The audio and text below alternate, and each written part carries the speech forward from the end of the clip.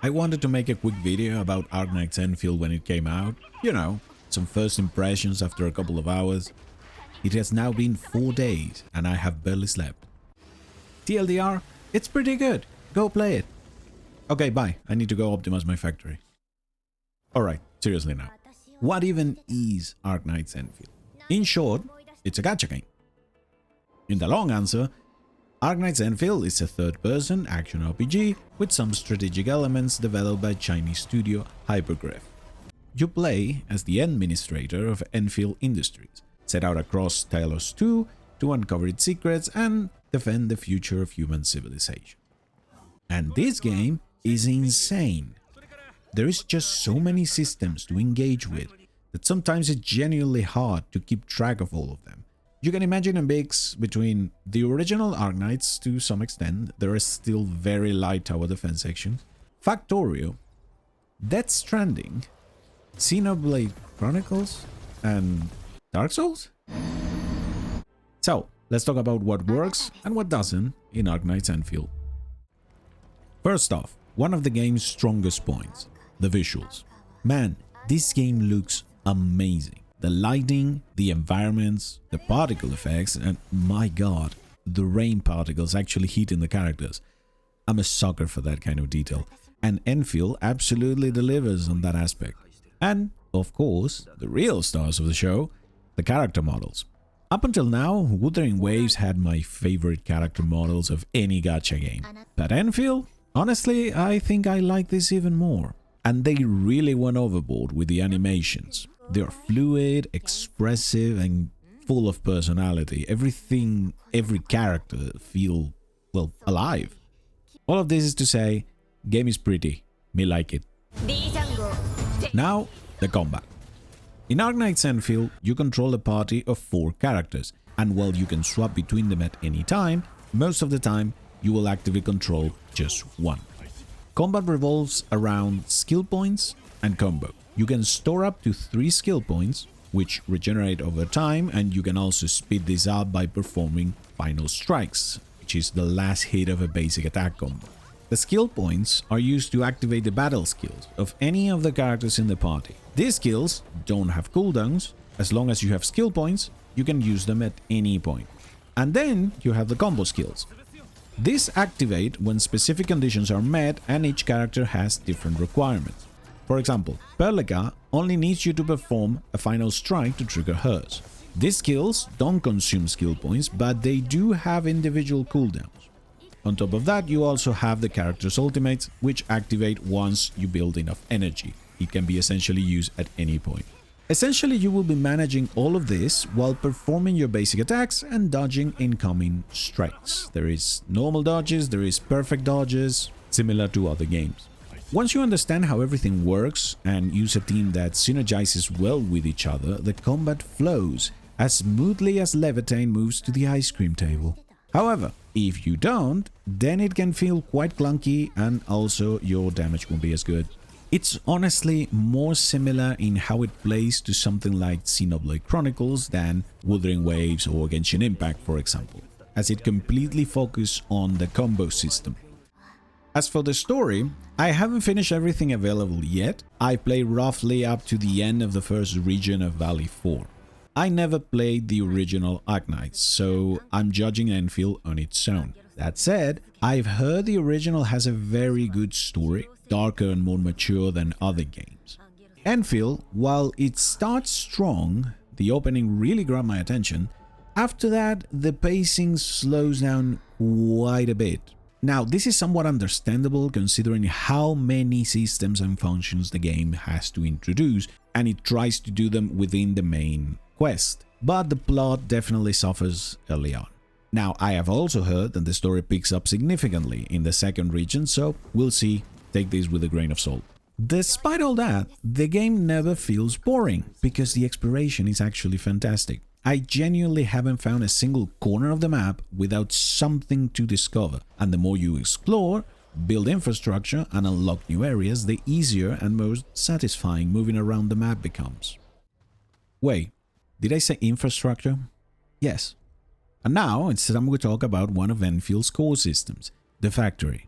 At some point during development, I'm sure the game director saw someone playing Factorio and just said, yes.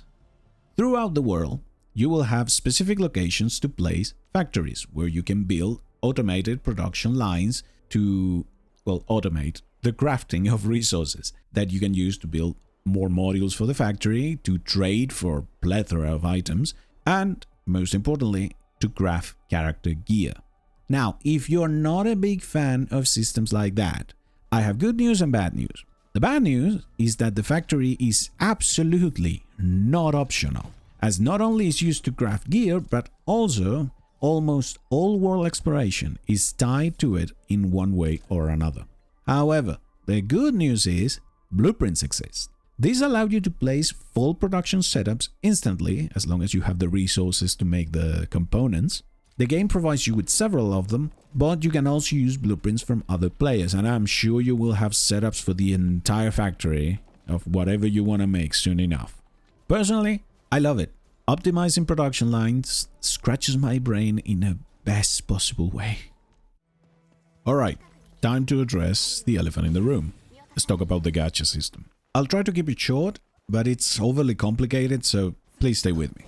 You have two types of banners. You have character banners and then you have the weapon banner. On the character banners, you have 0.8% chance to pull a 6-star. After 65 pulls, that rate increases by 5% each pull until you reach 80. At 80 pulls, you have a 6-star guaranteed. That 6-star has a 50% chance to be the featured character. Right now, that is Levitain. If you lose that 50-50, you can get a standard banner character from any of the 5, or, and this is something Enfield differs from most gacha games, one of the previous 2 limited operators at a lower rate than the other characters. All of this repeats after every 6-star you get. Also, your 80 pull pity, so your progress towards the next 80 pulls since your last 6-star, does carry over between the banners. Now, separate from that, there is a hard guarantee at 120 pulls for the featured character. That means that if you pull 120 times and you haven't gotten the featured character, you will get it. However, this pity does not carry over, meaning if you don't reach 120 pulls before the banner ends, that progress is gone. And this is where most complaints come from, and honestly, I kind of agree with them, because you could find yourself in a situation where you fail to reach 120 pulls on a banner, then you lose the 50-50 again after that, and once again, in the next banner, you fail to reach 120, so on and so forth. Remember, the 80 pull 6-star is always a 50-50, so if you are unlucky, you may never get a character that you want. My advice, and of many others of course, do not pull unless you have enough currency for 120 pulls. After that, best case scenario, you get lucky and get the character in 20 pulls, I'll hate you forever, and you save 100 for the next one. Now, on top of all that, we have the weapon banner, which does things a lot differently. Weapon pulls use a currency you earn from doing character pulls. Every 40 pulls guarantees a 6-star weapon, and you have a 25% chance of being the feature weapon. And at 80 pulls, you have a guaranteed for the feature weapon. And keep in mind, none of these pity milestones carry over in the weapon banner. So again, only pull when you have enough currency. Now, I actually like the weapon system because it allows you essentially to just focus on pulling characters without worrying too much, while slowly getting a bunch of weapons, because the odds of getting the 6-star weapons are much higher. Although it can lead to some issues if you're not pulling enough characters. Still, despite all this, do not pull until you have 120. The standard banner also contributes weapon currency. So, should you play Arknights Endfield? At the end of the day, the game is free. If what you've seen interests you, absolutely give it a try. Personally, I've been having a blast. It's still impossible to say how free-to-play friendly the game will be long-term. That depends entirely on how the developers handle the new patches, the new updates, characters. My advice, don't spend any money. Wait a few months, see how Hypergriff handles it, And if it eventually turns into a power creep nightmare that is impossible to be free to play in, well, at least we had fun for a while.